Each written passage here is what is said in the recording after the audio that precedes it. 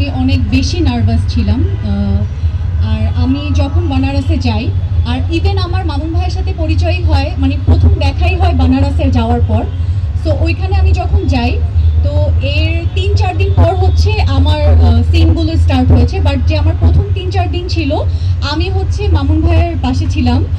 যখন ওনারা কাজ করছিল, আমি সেটের সাথেই ছিলাম, ওনাদের কাজগুলো দেখছিলাম। তারপর সাকিব ভাই যে কাজ করছিল, ওনাকে দেখছিলাম। তারপর আমাদের যে সিনিয়ররা কাজ করছিল, তাদের কাজগুলো দেখছিলাম।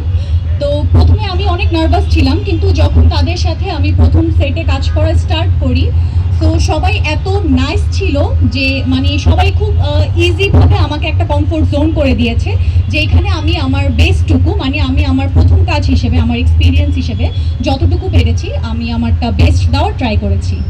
Thank you. প্রশ্নটি মামুন ভাইয়ের কাছে। মামুন ভাই, জি বলেন প্রশ্ন। আচ্ছা, প্রশ্নটি হচ্ছে যে আপনার সিনেমায় সবসময় চমক থাকে, এবারও আপনি চমক